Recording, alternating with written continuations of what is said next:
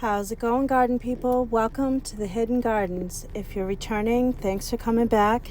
If you're new here, please consider subscribing so you can follow along on the gardening journey. If you like the video, hit that like and encourage the passion. Today we're going to continue along on the planting marathon here in the front yard gardens, starting over here in the Wonderland garden.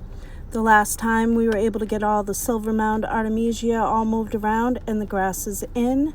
And now we're going to continue along. Right here you can see that I moved up the hardy hibiscus.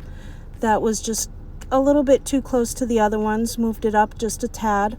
Not the best time to transplant it, but hopefully it'll take and be all right.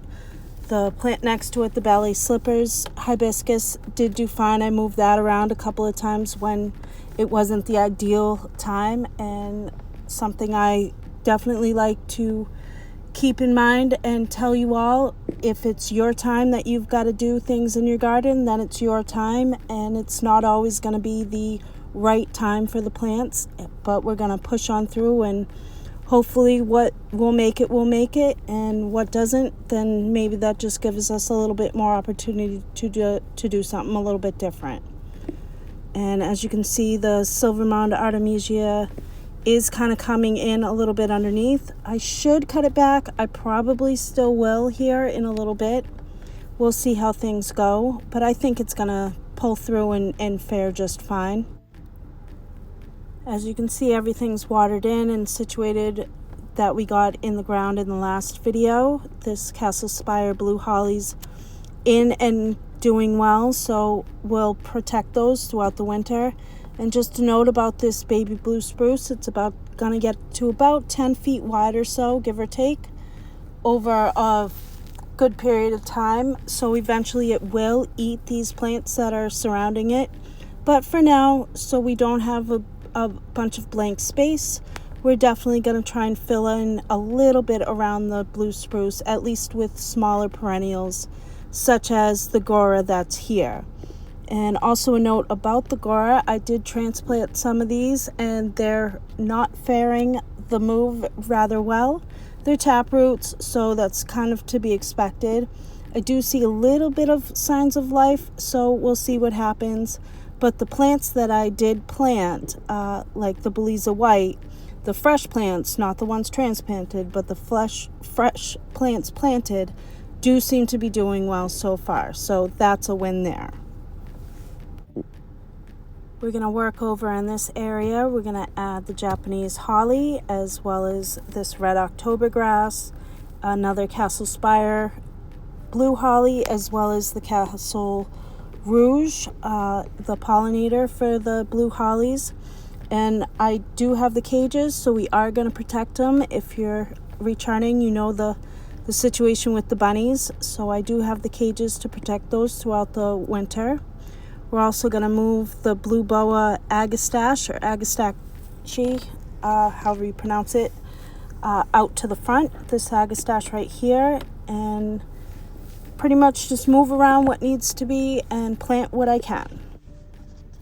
Alright, so over in the front here, I did move around one of the whirling butterfly Goras, and like I said, they didn't fare too great with the transplanting, but we'll see how they do. But I did plant a beard tongue Penstemon, the dark tower hybrid that gets about 33 to 36 inches in height and about 30 inches spacing, zones 3 to 8, as well as a beard tongue Penstemon Huskers Red, which gets about 30 inches in height and about 18 inches in width. As well as I also planted an obedient plant that gets about 36 inches high and about 24 inches wide. And that one is the Miss Manners. So we're going to cross our fingers and hope that it keeps its manners, keeps its name, and doesn't get invasive or aggressive. So we'll keep an eye on that. And then I also planted some mountain mint, and that gets about 24 to 36 inches high and about 18 inches in spacing. I've heard other YouTubers highly praise this plant, so we're gonna see how this does, and hopefully it does well. I do like it, and it's right up front and center, so we'll see how it goes. And again, like I said, I did move around a few of the whirling butterfly Gora plants. As you can see, there's one there that I was ready to get into the ground. So, and I wasn't very nice to them either. So we'll see how those go. But the plants that I picked up from the garden center, this Belize White, as well as the other ones that I planted, those are doing well so far. Moving back over to the side of the Wonderland garden, as you can see, I did get the Japanese holly sky pencil into the ground, and that one gets about 6 to 8 feet tall, zones 5 to 9, and it gets about 2 feet wide. And then I also added this Sunset Ninebark, Savannah Sunset. That one gets about 4 to 5 feet tall, 3 to 4 feet wide, zones 3 to 7. That one will be really, really pretty in this spot. I think it'll give some really nice color and contrasting color next to the baby blue spruce. And again, we'll see, if it gets eaten up over time. But for now, I think it's definitely going to be a nice addition.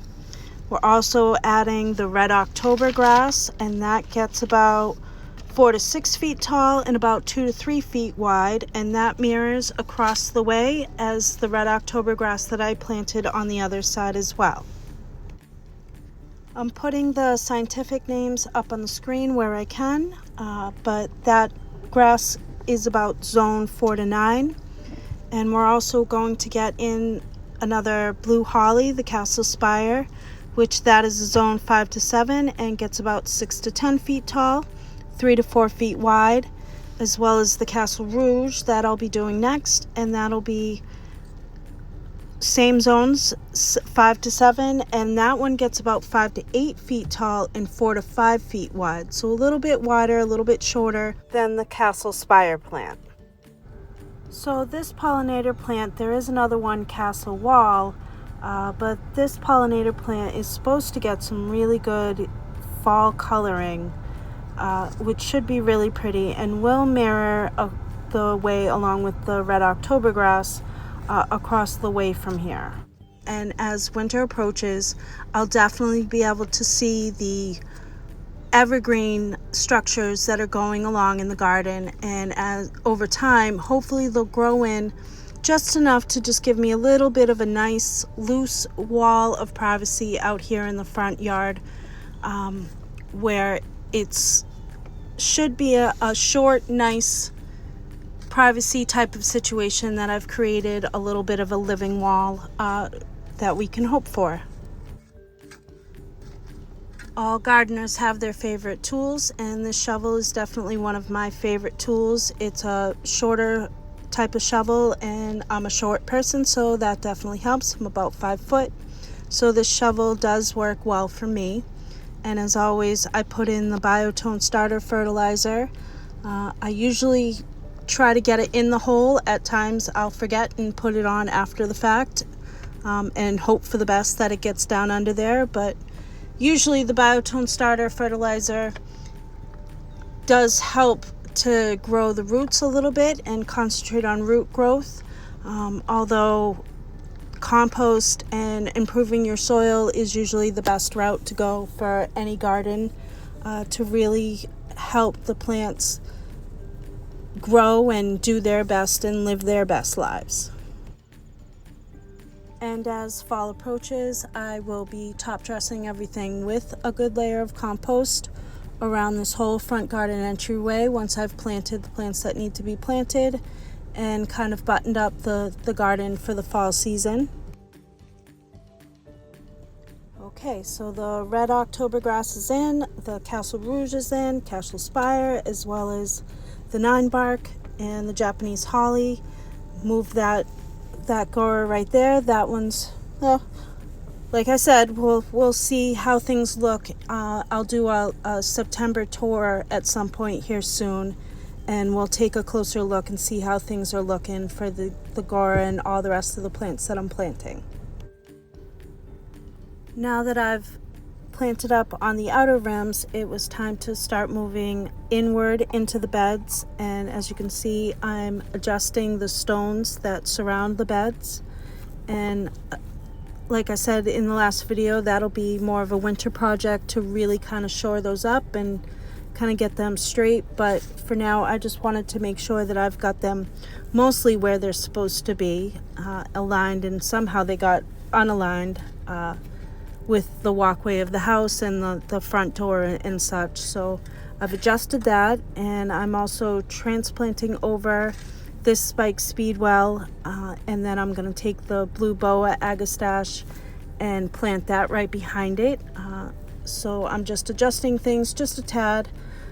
Again, not the best time to be transplanting things, but do what you got to do when you got to do it. And so far, the blue boa agastache is actually thriving. It's doing so much better since I've moved it here.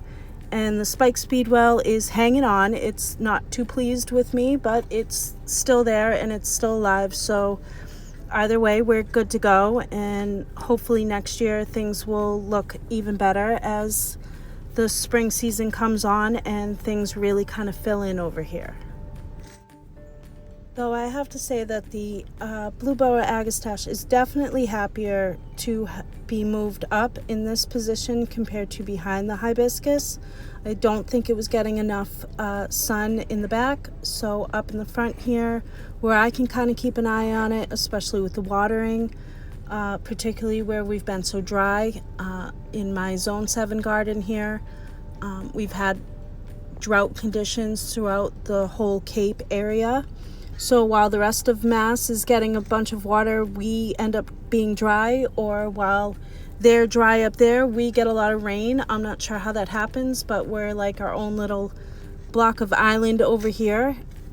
So we've been particularly dry all summer, and getting this plant moved into a spot where I can not only keep an eye on it, but also, as you'll see in the next video, kind of mirrors what I'm doing in the rest of the beds, was really a good move. So I'm pretty pleased with this move here. Again, it's doing much better, and I'm able to really kind of keep my eye on it as far as watering is concerned as well. I've finished watching the Tudor series, though I have to say I've watched and rewatched it a couple of times and will continue to do so, as it's now on one of those favorites list. I thoroughly enjoyed that series. And I definitely do watch all the gardeners on YouTube. I mostly watch those when I'm inside doing the laundries and chasing the kids and doing all the things on the inside. But when it comes to the outside, I like something that I can just kind of zone out to, because when it comes to the gardening channels, I want to see what they're doing. But I definitely like enjoying all of the garden YouTubers out there. They all work really, really hard to do their thing and create what they're creating. So if you're a gardener YouTube out there, or you're thinking about being a gardener YouTuber, or you just have your garden and you enjoy it, then I would definitely hope that this video inspires you to continue along on your gardening journey, as their journeys have continued to inspire me. Now, I have to say, cutting this plant back, I think is one of the big things that's adding to its success right now, because it definitely gave the plant a chance to kind of settle into its spot, and go, okay, I'm in this spot now, and started growing some new growth. So I definitely think cutting plants back, if you're going to move them, is definitely a key factor, so that it's not spending so much energy on trying to support the foliage that's there. It's spending its energy on getting settled into its new area. All right, so the Spike Speedwell, Veronica, Magic Potion maybe? I'd have to look back. And the Agastache have been moved and situated over there. And now we're going to move on to the Rock and Grow Back in Black Stone Crop Sedum. And that's hardy zones 3 to 9. Gets about 20 to 24 inches tall and about 26 to 30 inches spacing, as well as the Mock Orange Illuminati Arch, part shade to sun, zone 4 to 7, gets about 4 feet tall and about 4 feet wide. Now the sedum, I'm going to say I did have the Russian sage here and it wasn't doing great. It was too wet of a spot and not enough sun. So that might very well be the same story for the sedum. We're going to see how it goes. And when I'm watering, I do hand water. So when I'm watering, I'm going to kind of skip that more than I'm watering other things around it. Again, we'll see how it goes. So we've gotten a couple of plants moved around, a bunch of plants planted. There's still a bunch more plants that I am going to get into the ground. So be on the lookout for our part 3. I definitely took advantage of this small window that I had where the weather really kind of turned cooler, and the weather from here on out looks to be pretty cool. There's not very many very hot days, especially not very, very hot days on the forecast, and temperatures are only going to cool down more. So I'll keep an eye on watering things and keeping things, moving along as they go into fall.